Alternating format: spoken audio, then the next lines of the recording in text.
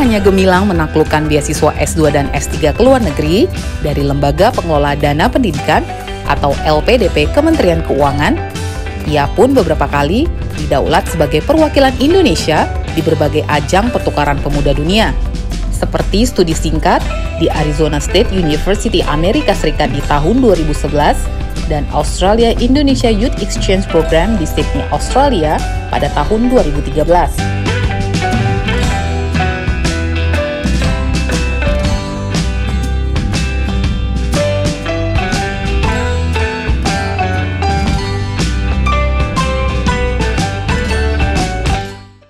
Assalamualaikum warahmatullahi wabarakatuh. Terima kasih untuk kesempatan untuk bisa memaparkan sosialisasi kebijakan bantuan operasional sekolah dan dana alokasi khusus fisik tahun 2021. Ini merupakan hari yang sangat istimewa karena walaupun kebijakan ini ada sifatnya teknis, tapi dampak kepada daerah-daerah kita yang paling membutuhkan dana bantuan, terutama di daerah 3T, ini sangat transformasional untuk mereka. Jadi ini hari yang sangat menggembirakan bahwa kita bisa menjunjung tinggi keadilan sosial bagi seluruh rakyat Indonesia dengan suatu kebijakan anggaran yang afirmatif, yang benar-benar mengikuti kebutuhan daripada daerah-daerah yang lebih membutuhkan. Jadi itu merupakan suatu kebijakan, perubahan kebijakan yang sangat penting menurut saya hari ini.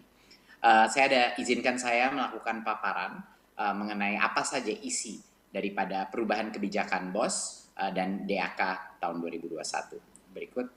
Kita ada dua sesi di sini. Satu adalah mengenai kebijakan BOS, kedua adalah mengenai kebijakan DAK. Yang pertama akan saya telahi adalah yang kebijakan mengenai BOS di tahun 2021. Berikut.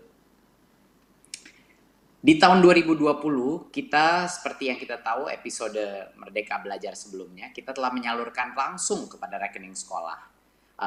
Dan ini merupakan suatu reformasi ya penganggaran dana BOS kita yang luar biasa positif dampaknya kepada para sekolah-sekolah dan Pemda kita. Kita berhasil mengurangi keterlambatan pengiriman dana BOS sebesar 32%. Atau dalam ukuran waktu itu sekitar 3 minggu lebih cepat. Rata-rata 3 minggu lebih cepat dibandingkan dengan tahun 2019. Ini dampaknya luar biasa. Banyak sekali orang tua yang dulu diminta untuk ditalangi dulu biaya operasional sekolah. Sementara karena proses administratif yang menimbulkan ketundaan, penundaan daripada penerimaan dana BOS, ini udah tidak terjadi lagi.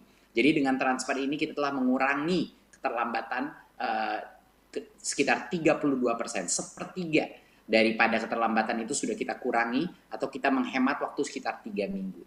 Dampak kepada ekonomi masyarakat setiap sekolah juga sangat besar, di mana sekolah punya anggaran tepat waktu dan tentunya untuk kualitas mutu pembelajaran.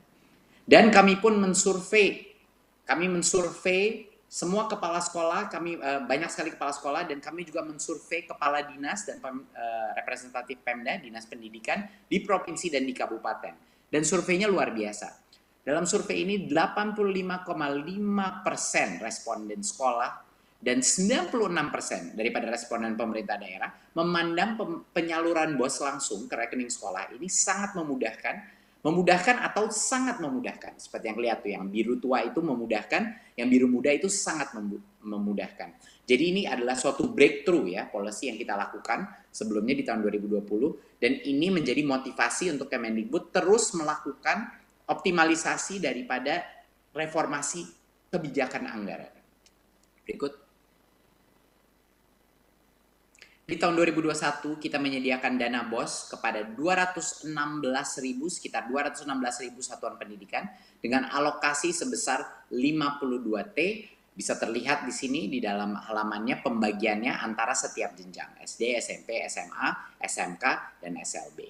Ya, totalnya untuk tahun 2021 sekitar 52,5 triliun. Berikut.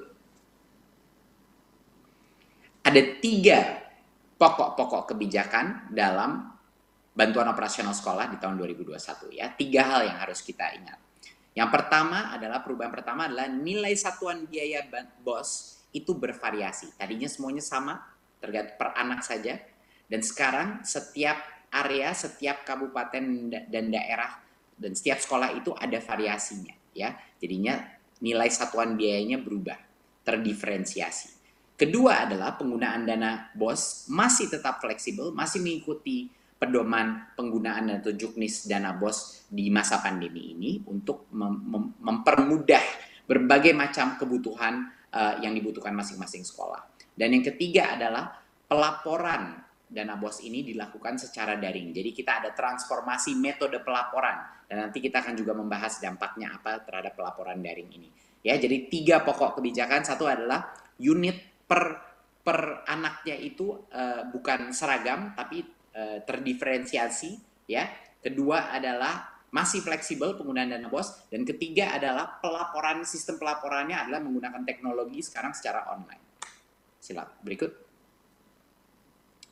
Jadi yang pertama dan yang terbesar dan berita terbaik bagi banyak sekali daerah-daerah, terutama daerah-daerah terluar tertinggal di Indonesia adalah satuan biaya BOS tidak lagi seragam.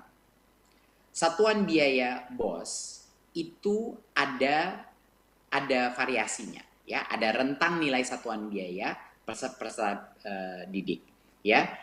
Jadinya contohnya yang sebelumnya SD semuanya dipukul rata di 900.000 per anak, sekarang di SD ada sekitar dari 900.000 bisa sampai dengan 1,9 juta, ya. Dan ini adalah tergantung dari beberapa faktor lainnya, ya. Jadinya sekarang ada diferensiasi yang lebih afirmatif. Berikut.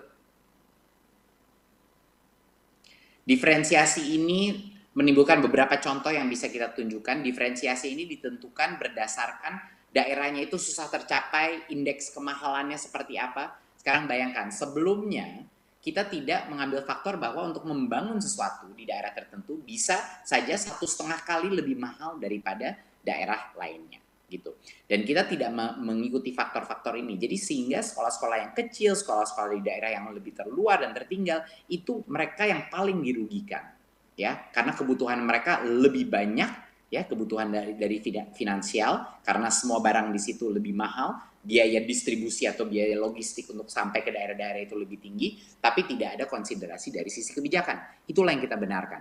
Ini kita mengambil contoh, salah satu contoh kita di NTT, di mana NTT di tahun 2000 di Kabupaten Timur Tengah Selatan NTT di tahun 2021 akan mengalami perubahan cukup signifikan, sekitar 5-6% lebih besar alokasi dana BOS-nya di beberapa SD, SMP, dan SMKN-nya, karena sekarang kita sudah memfaktorkan indeks kemahalan masing-masing area.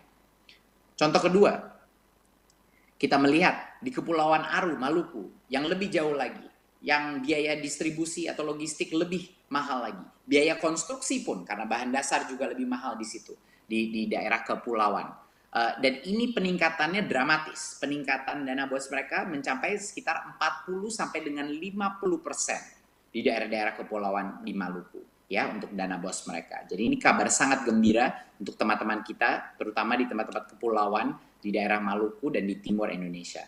Kita ambil contoh terakhir di Papua, di Kabupaten Intan Jaya, Papua, di mana biaya logistik, biaya supply barang-barang dasar itu paling tinggi, di mana banyak sekali kesulitan karena baik juga itu memang daerah kepulauan, tapi juga berbagai macam isu dari sisi kejauhan daripada sentra-sentra pusat. Ini di daerah Papua kenaikan dana BOS di 2021 itu mencapai sampai dengan di atas 100%. Untuk misalnya SD YPPK Sanepa itu sampai 117%. SMP Negeri 1 Sugapa naik 125% dan SMA 1 Sugapa naik sampai 131%. Jadi ini benar-benar perubahan cara kita mengalokasikan BOS yang jauh lebih adil. Biar teman-teman kita di Papua, di Maluku, di NTT itu bisa meningkatkan kualitas pembelajaran mereka dengan mengkonsiderasi berbagai macam faktor dan indeks kemahalan di daerah-daerah mereka tersendiri. Jadi inilah yang kita maksudkan dengan menjunjung tinggi keadilan sosial bagi seluruh rakyat Indonesia. Kebijakan penganggaran pun harus mengikuti azas Pancasila tersebut. Berikut. Dan tentunya penggunaan dana BOS masih fleksibel sesuai dengan kebutuhan sekolah. Beberapa penggunaan daripada dana BOS ini adalah yang terpenting apalagi di masa pandemi ini. Pertama adalah kita masih memberikan fleksibilitas pembayaran honor kepada guru-guru honorer di masa ini masih diberikan fleksibilitas, ya. Dan honor dapat diberikan kepada tenaga pendidikan apabila dana masih tersedia. Jadi kita berikan fleksibilitas bagi kepala sekolah, diskresi bagi kepala sekolah untuk memberikan honor kepada guru-guru yang paling layak menerima.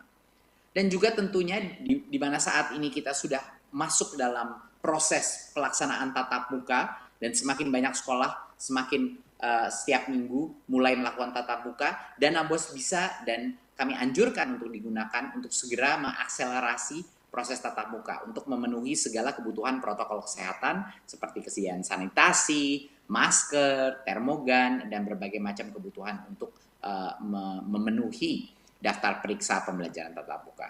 Dan tentunya karena asesmen nasional akan dilaksanakan tahun ini, pembiayaan apapun honor transportasi dan pelaksanaan AN itu juga bisa digunakan di dana BOS. Saya baru saja kembali dari Papua dan ini sangat tepat sebenarnya waktunya dengan pelaksanaan kebijakan ini. Karena dengan adanya fleksibilitas dana BOS, saya dengar dari banyak teman di Pulau Dom di Papua Barat itu mereka menceritakan bahwa salah satu isu utama mereka adalah transportasi antara kepulauan, transportasi baik anak maupun transportasi guru.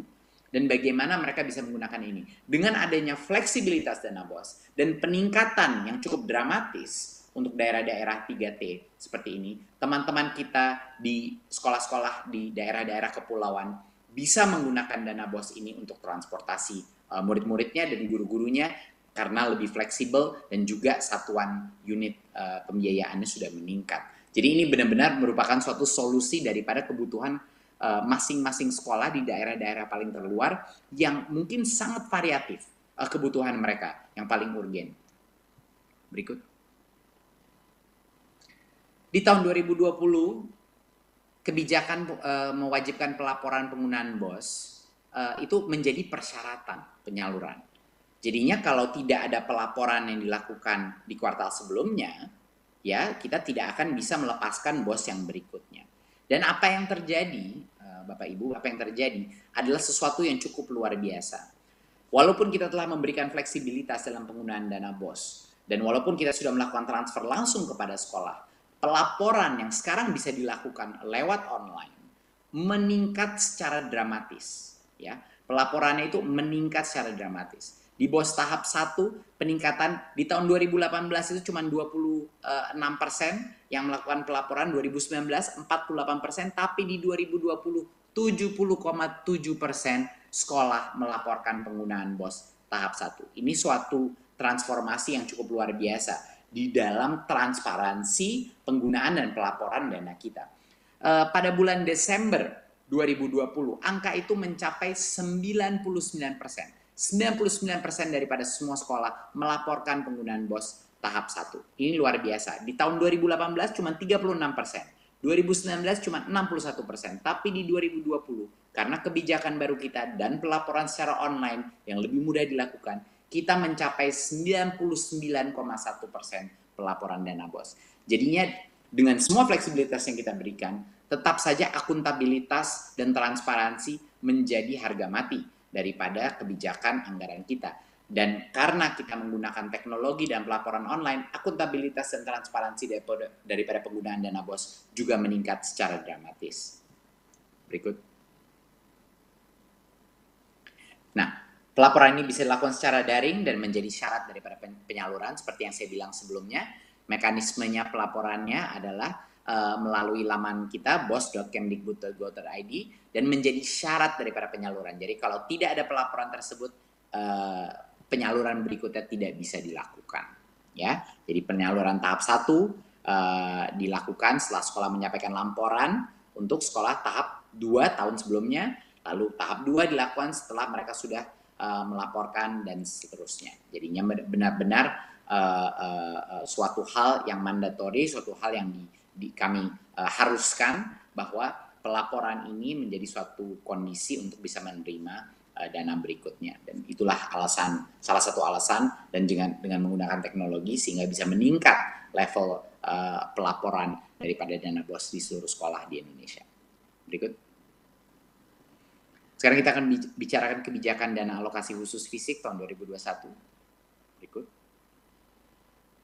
Di tahun 2021, pemerintah menyediakan DAK fisik untuk sekitar 31.600 satuan pendidikan, ya, dengan alokasi sebesar 17,7 triliun rupiah. Di sini terlihat pembagiannya berdasarkan jenjang. Berikut. Ada 3 pokok kebijakan. Yang pertama adalah fokus kepada ketuntasan sarana dan prasarana pendidikan. Ya, pemenuhan ini dilakukan secara menyeluruh untuk semua kebutuhan prasarana sekolah. Jadinya whole school approach. Jadinya bukan cuman pagar-pagar dan pintunya saja atau ruang gedung kelas, tapi secara holistik. Kedua adalah pelaksanaannya bersifat kontraktual, jadi kepala sekolah tinggal fokus kepada proses pembelajaran dan tidak harus melaksanakan kegiatan rehabilitasi dan pembangunan prasarananya sendiri. Dan ketiga adalah pelibatan Dinas PUPR. Dinas PUPR di masing-masing daerah yang akan melakukan asesmen kerusakan dan meningkatkan validitas data sarana prasarana sekolah. Jadi sekarang ada tim profesional yang akan melakukan asesmen, evaluasi, dan juga memonitor dan mengevaluasi pekerjaan yang dilaksanakan. Berikut. Nah, di tahun 2020 fokus kita adalah untuk menyasar sebanyak mungkin sekolah yang membutuhkan rehabilitasi, ya, yang ada rusak berat, rusak ringan, dan lain-lain. Dan pemenuhan ini dilakukan secara parsial, jadinya menyebar ke banyak sekolah. Di tahun 2021 kita sedikit berubah strateginya. Strateginya adalah untuk memastikan setiap sekolah itu selesai. Pemenuhan itu dilakukan secara holistik, menyeluruh sesuai kebutuhan sarana prasarana masing-masing sekolah. Dan harapannya dampaknya adalah walaupun sasaran sekolah kita lebih mengecil, tapi seluruh permasalahan sarpras di sekolah itu tuntas dan selesai. Itu adalah harapan kita dengan perubahan strategi ini, agar dipastikan kalau kita bantu itu sekolah itu benar-benar sampai tuntas kebutuhan sarana prasarananya dan berbagai macam rehabilitasi yang dibutuhkan. Berikut. Nah, dana alokasi fisik menunya di 2021 untuk ketuntasan sarana prasarana sekolah. Jadi apa saja sebenarnya yang bisa dilakukan sebagai yang kita maksudkan dengan whole school, ya. Menu ini meliputi bukan hanya rehab, tapi pembangunan ruang keras, perpustakaan, ruang guru, toilet, laboratorium, ruang praktek, UKS, rumah dinas guru, ruang ibadah, dan ruang pembelajaran inklusi. Penyediaan sarana pendidikan juga rincian menu ini meliputi semua pengadaan alat laboratorium, peralatan praktek utama, dan media pembelajaran termasuk alat-alat TIK. Jadi benar-benar diberikan menu yang jauh lebih fleksibel. Berikut. Pengadaan secara kontraktual ini kita banyak sekali mendengar komplain-komplain dari beberapa, waktu saya mengunjungi berbagai macam kepala sekolah, banyak yang mengkomplain bahwa sistem swakelola ini benar-benar membebankan kepala sekolah. Dari banyak dari mereka yang tidak tahu mungkin secara prosedural bagaimana, ada pihak-pihak oknum yang juga mengganggu mereka, jadinya ini menjadi suatu beban mental dan beban administratif bagi banyak sekali kepala sekolah. Jadi kita di tahun ini pindah dari sistem swakelola ke sistem kontraktual, di mana yang akan dilakukan ini dilaksanakan oleh Dinas Pendidikan, ya, dengan penyedia dan manajemen terpusat di Dinas Pendidikan agar sekolah tidak terbebani dengan semua urusan pengadaan barang dan jasa dan juga peralatan itu disediakan oleh penyedia. Jadi dalam pelaksanaan dibutuhkan peralatan khusus kontraktor bisa mendatangkan dari daerah lain. Dan dari sisi waktu ini ada jaminan ketepatan penyelesaian. Jadi paling tidak ada faktor waktu dan suatu komitmen dari pemerintah daerah, dari Dinas Pendidikan kapan bisa diselesaikan, dan harapannya hasilnya kualitas bangunan juga lebih baik dan juga efisiensi juga lebih baik. Berikut.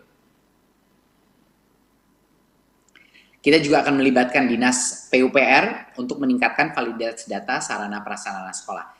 Ini artinya dari sisi penilaian kerusakan, validitas data, dan juga efisiensi, pihak Dinas PUPR daerah akan melakukan monitoring dan evaluasi agar dana ini digunakan tepat sasaran dengan efisiensi yang baik. Berikut.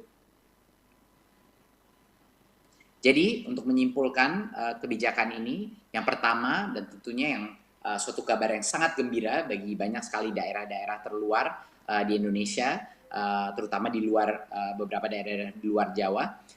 Nilai satuan biaya BOS sekarang bervariasi sesuai karakteristik daerah dan sesuai dengan indeks kemahalan di masing-masing daerah. Tidak ada lagi diskriminasi terhadap daerah-daerah yang punya sekolah-sekolah kecil atau daerah-daerah yang indeks konstruksi atau indeks kemampuan membayarnya itu kemahalannya itu sangat tinggi.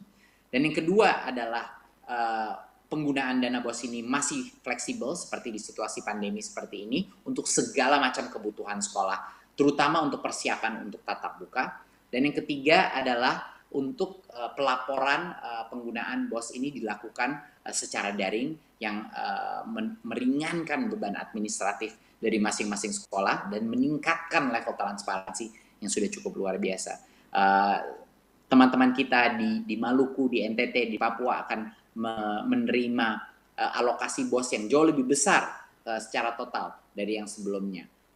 Dan ini merupakan kabar gembira dan menjunjung tinggi Pancasila, salah satu butir Pancasila, yaitu keadilan sosial bagi seluruh rakyat Indonesia. Yang itu yang harus kita junjung tinggi di seluruh Nusantara. Dan yang kedua adalah kebijakan mengenai DAK. Berikut. Ya, kebijakan DAK yang kita alokasikan 17,7 triliun. Fokusnya adalah ketuntasan sarana dan prasarana pendidikan untuk kebutuhan secara holistik yang dibutuhkan sekolah, jadinya agar tuntas masing-masing sekolah. Jadi jangan sampai kalau kita melakukan rehabilitasi atau peningkatan sarana prasarana tidak sampai tuntas. Kedua adalah pelaksanaan yang bersifat kontraktual untuk melepaskan beban ini daripada kepala sekolah, dan ini bisa kita beban itu sekarang ada di dinas pendidikan masing-masing Pemda. Dan ketiga adalah keterlibatan monitoring dan fungsi MONEF daripada dinas PUPR yang akan melakukan assessment kerusakan, di mana setiap dinas PUPR punya profesional-profesional yang akan bisa memastikan anggaran kita itu tepat sasaran dengan efisiensi yang terbaik. Saya rasa itu dari saya mengenai kebijakan DAK dan kebijakan dana BOS di tahun 2021. Ini adalah upaya daripada Kemendikbud dan pemerintah pusat untuk memastikan bahwa reformasi kebijakan anggaran kita di dunia pendidikan terus meningkat dan terus menghasilkan mutu pembelajaran yang baik dan terus menghasilkan pemerataan akses dan keadilan sosial bagi masyarakat di negara kita. Terima kasih. Wassalamualaikum warahmatullahi wabarakatuh.